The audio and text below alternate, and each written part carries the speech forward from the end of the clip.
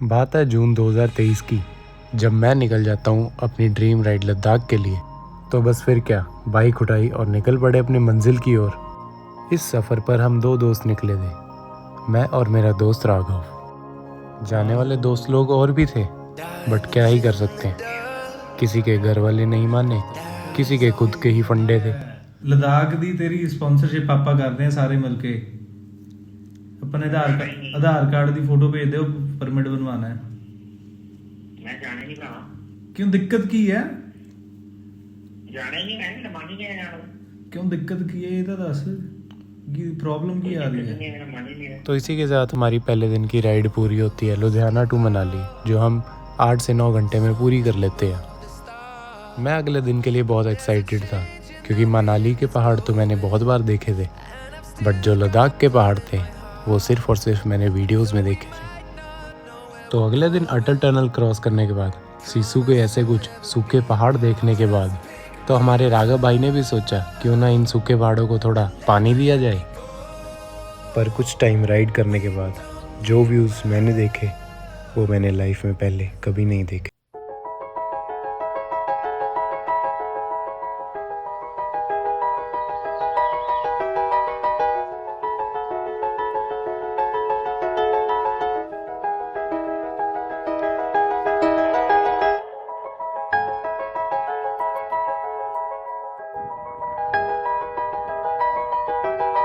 Jispa to Sarchu के root में हमें मिली ढेर सारी वाटर क्रॉसिंग, लैंडस्लाइड और ढेर सारी ऑफ रोडिंग, जो सुनने में तो ऐसी लगती है, बट वो बिल्कुल ईजी नहीं थी।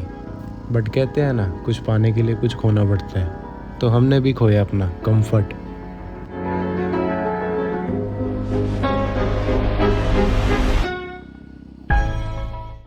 मैं इन लैंडस्केप्स को ना देख के हैरान हो गया था, क्योंकि हर 20 मिनट बाद पहाड़ बदल रहे थे।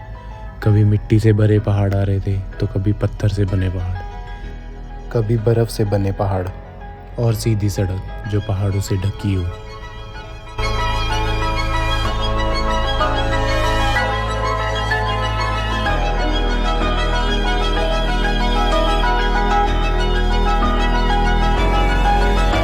और यहीं हमारी डे 2 की राइड ख़त्म होती है सरचू में, और हमारा स्टे होता है कैंप में। और हाँ, हम अपनी सोशल लाइफ से बहुत दूर आ चुके थे, जहाँ हमारे फ़ोन में नेटवर्क भी नहीं थे। तो अगले दिन बाइक पे सामान लोड करके हम निकल पड़ते हैं लेह के लिए।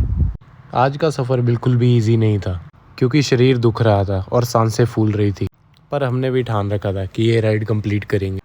घाटा लूप्स क्रॉस करने के बाद जो हमें ऑफ रोडिंग मिलती है, भाई साहब, जो ख़त्म होने का नाम ही नहीं लेती। वो 70 से 80 किलोमीटर की रोड हमें तोड़ कर रख देती है। उसको क्रॉस करने में हमें 5 से 6 घंटे लग जाते हैं। बट उसके बाद जो देखने को मिलता है ना, भाई साहब, मज़ा ही आ जाता है। मोरे प्लेन्स की सड़कें, 40 किलोमीटर की स्ट्रेट रोड पहाड़ों के एकदम बीच में, भाई साहब, मज़ा ही आ गया उस रोड पे बाइक चलाने का। मुझे बहुत इंतज़ार था इस रोड का, जब से मैंने लद्दाख का ट्रिप प्लान किया था।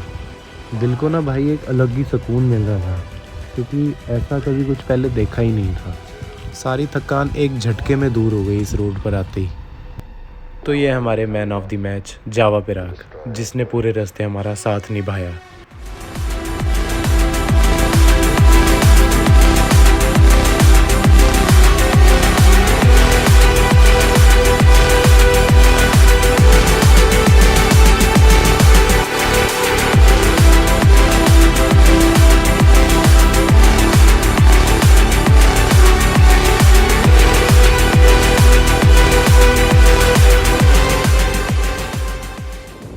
तो इसी के साथ तांग लंगला पास क्रॉस करने के बाद हम पड़ते हैं लेह की ओर, और कुछ घंटे सफ़र और करने के बाद हम पहुंच जाते हैं लेह सिटी। और दिल को जो सुकून मिलता है ना कि फाइनली हम लद्दाख पहुंच चुके हैं, वो फीलिंग ही अलग थी। लेह की ब्यूटी देखकर मज़ा ही आ गया। इतनी पीसफुल जगह और वहाँ के फ्रेंडली लोग, क्या ही बताऊँ आपको। सो इसी के साथ फाइनली हम लेह पहुँचते हैं और चैन की नींद सोते हैं। तो अगले 2 दिन हम ना लेह को ही एक्सप्लोर करने वाले थे, और राघव भाई ने सीधा मना कर दिया था लेह के बाद कहीं और एक्सप्लोर करने के लिए, क्योंकि एज अ पिलियन राइडर उसकी ढुई और पीठ की हालत बहुत ख़राब हो चुकी थी। उसने सीधा कह दिया था कि हम ले एक्सप्लोर करेंगे और हम घर चले जाएंगे। तो फिर क्या, इसी के साथ हम ले को एक्सप्लोर करने लग गए, जैसे कि मोनेस्ट्रीज, लोकल मार्केट और आसपास के व्यूज़।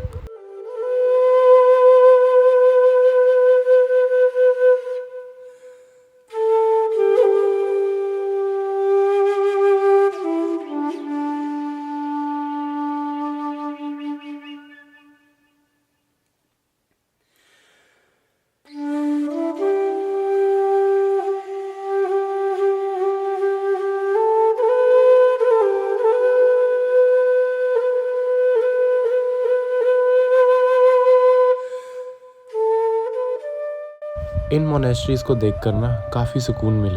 इतना शांत और पीसफुल कल्चर है ना इनका, क्या ही बताऊं। और इसी के साथ हम निकल पड़ते हैं अपनी अगली जगह जाने के लिए, जो होती है पत्थर साहिब गुरुद्वारा।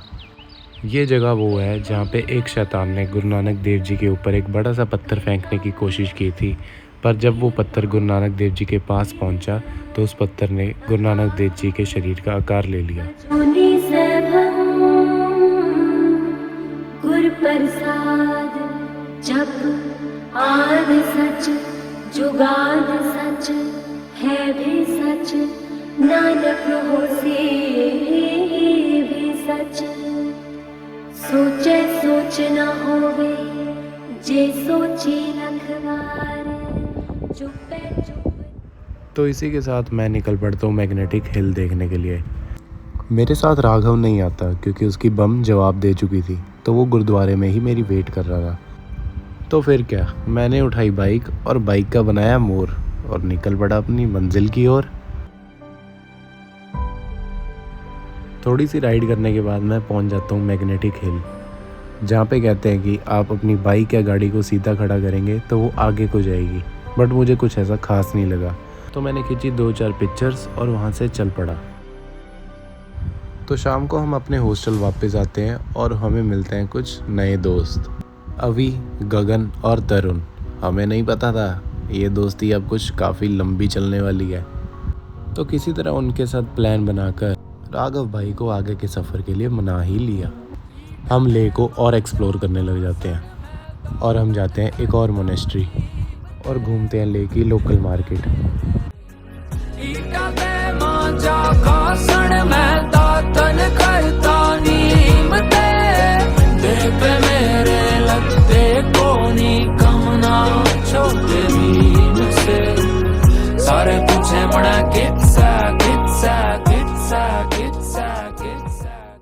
तो इसी के साथ आज का दिन हमारा यहीं समाप्त होता है। तो अगली सुबह ना हम निकलते हैं नुब्रा वैली के लिए, और नुब्रा वैली पहुंचने के लिए हमें पार करना था खारदुंगला, जो कि है world 2nd highest motorable road. और इस रोड पे बाइक लेके जाना मेरे लिए कोई अचीवमेंट से कम नहीं था। तो 15 से 20 मिनट के बाद हम वहाँ से निकल पड़ते, क्योंकि ज़्यादा देर रुकने से हाई एल्टीट्यूड सिकनेस हो सकती थी। मुझे बहुत मज़ा आ रहा था भाई।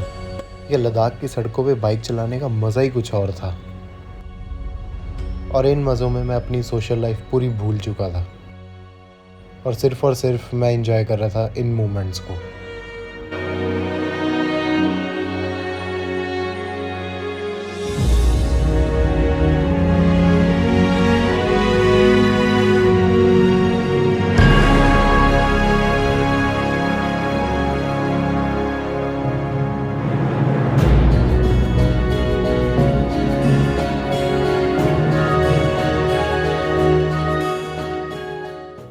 तो पूरा दिन ट्रैवल करने के बाद फाइनली हम नुब्रा वैली पहुंच जाते हैं, और हमारा स्टे होता है हुंदर में।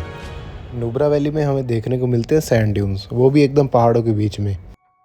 और यही वो एक इकलौती जगह है जहाँ पे आपको डबल हम्प वाले कैमल देखने को मिलते हैं। लेट पहुँचने की वजह से ना हम ज़्यादा नुब्रा वैली को एक्सप्लोर नहीं कर पाते, पर जितना करते हैं वो भी किसी से कम नहीं था।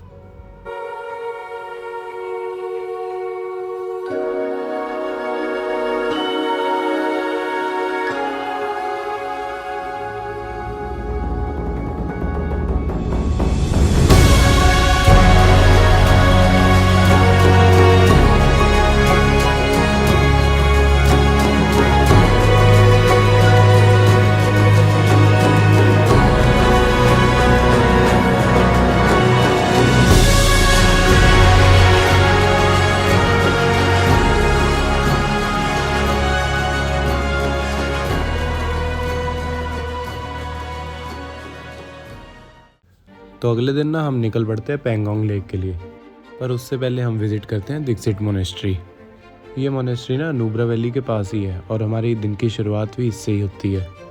तो मोनेस्ट्री थोड़ी एक्सप्लोर करने के बाद और थोड़ी फ़ोटोज़ खींचने के बाद हम यहाँ का वेदर एंजॉय करते हैं। आज का वेदर ना बहुत सही था, आसमान बादलों से भरा हुआ था और ठंडी हवाएं चल रही थी, क्या ही बताऊँ आपको। तो इसी वेदर को एंजॉय करते हुए हम निकल पड़ते हैं पेंगोंग लेक के लिए। अभी तक का रास्ता तो काफ़ी साफ चल रहा था, पर जो आगे रास्ता आने वाला था उसका आइडिया नहीं था। भाई पूरी ऑफ रोडिंग, पूरी की पूरी ऑफ रोडिंग, रोड तो थी ही नहीं। बड़े बड़े पत्थरों के ऊपर बाइक चला रहे थे और वो रोड ख़त्म होने का नाम ही नहीं ले रही थी। अब ना थोड़ा दिमाग ख़राब होने लग गया था, क्योंकि पीठ की बैंड बज चुकी थी और बाइक पे बंधा सामान थोड़ी थोड़ी देर बाद खुल रहा था। पर जो इस रास्ते के व्यूज़ थे ना, वो ही हमको हमारी मंजिल की ओर खींच रहे थे। तो बस फिर क्या, अपनी तशरीफ़ को थोड़ा एडजस्ट करके हम निकल पड़ते अपनी मंजिल की ओर।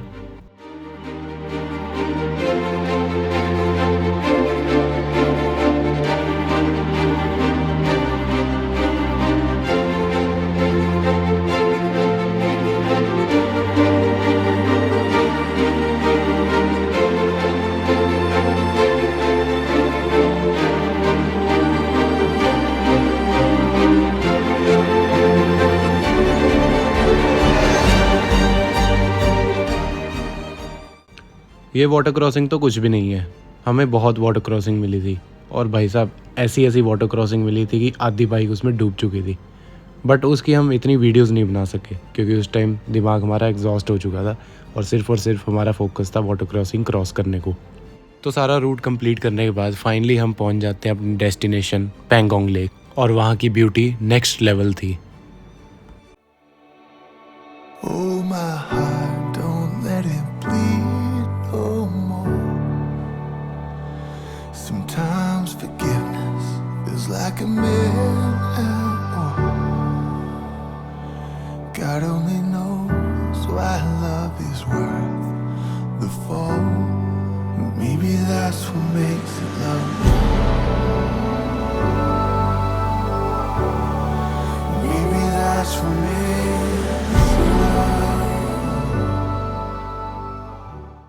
मैं इस वीडियो में ना एक्सप्रेस नहीं कर पाऊँगा पेंगोंग लेक की ब्यूटी को, बस इतना ही कहना चाहूँगा, लाइफ में बस एक बार एक्सपीरियंस ज़रूर करना है इसका। और अभी रात के 8 बज चुके हैं और आप लोग देख ही सकते हो कितनी विजिबिलिटी है अभी भी।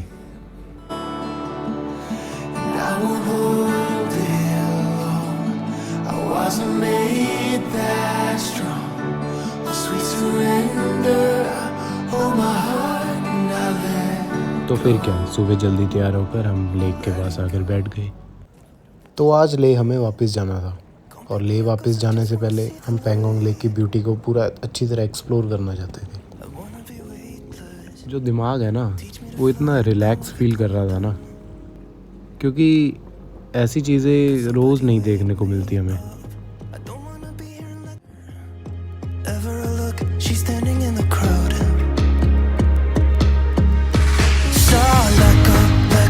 I don't want to, but I'm gonna try. When she left me, yeah, let a little bit inside. You know, maybe things are gonna be alright. 'Cause I just wanna see the light.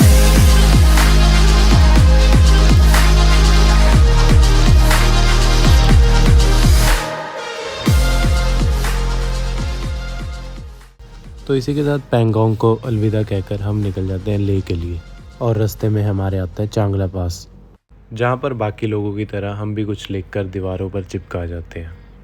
आज हमारा लद्दाख में आखिरी दिन था और कल हम अपने घर को वापस निकल जाएंगे सब। फिर क्या, रास्ते के मज़े लेते हुए चल पड़े अपने हॉस्टल की तरफ।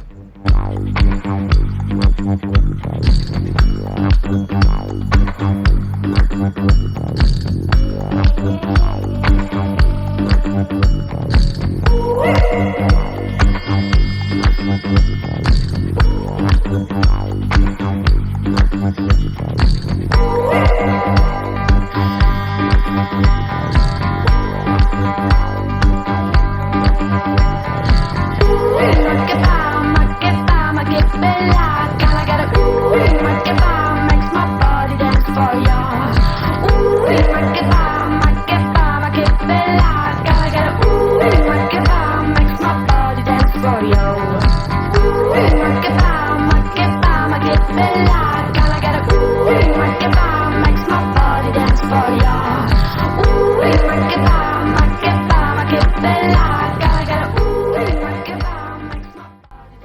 तो ले वापस पहुंचने के बाद हम ना सबसे पहले अपने हॉस्टल जाते हैं और जाके थोड़ा आराम करते हैं, क्योंकि अगले 2 दिन का सफ़र सिर्फ हमारे घर जाने को था।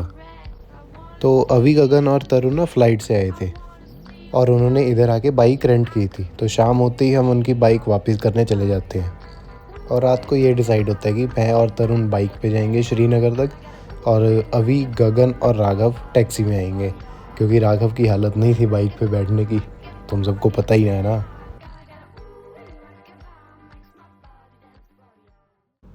तो अगले दिन मैं और तरुण निकल जाते हैं श्रीनगर के लिए और बाकी सब आते हैं टैक्सी में। तो श्रीनगर के रास्ते पे कोई हमें ख़ास ऑफ रोडिंग नहीं मिली, तो रास्ता काफ़ी साफ़ था। तो हम अपनी बाइक को पूरा खींचते हुए निकले, मतलब लगा लो कि 12 घंटे का सफ़र हमने 9 से 10 घंटे में कर लिया था, कि इतनी तेज़ बाइक चलाई थी हमने। क्योंकि अब हो रही थी होम सिकनेस, सिर्फ था दिमाग में कि घर पहुंचना है भाई बस। तो कारगिल और जोजिला पास को पार करने के बाद हम पहुंच जाते हैं श्रीनगर, और श्रीनगर के पहाड़ भी बहुत खूबसूरत थे, हरे भरे पहाड़। They won't flower like the last spring. And I wanna kiss you, make you feel alright. तो आज हम सबका साथ में आखिरी दिन था, क्योंकि कल मैं और राघव लुधियाना को निकल जाएंगे और हमारे 3 भाई अपने घर पानीपत को। इस ट्रिप पर ना बहुत कुछ सीखने को मिला, बहुत कुछ नया देखा, नए लोगों से मिले, नए रिश्ते बने, नए दोस्त बने। मैं आप सब लोगों को भी एक ही चीज़ कहूँगा, ट्रैवल ज़रूर करो। ट्रैवल करने से बहुत कुछ सीखने को मिलता है यार, एक्सपीरियंस होता है लाइफ का, तो ट्रैवल करना ज़रूर बनता है। तो इसी के साथ हमारी जर्नी यहीं ख़त्म होती है और आप सबको अलविदा कहने का वक्त आ गया है।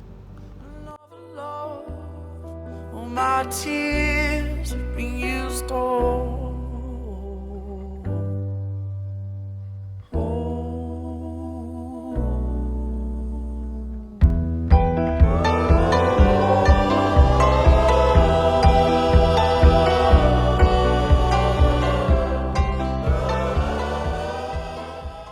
पिक्चर अभी बाकी है मेरे दोस्त।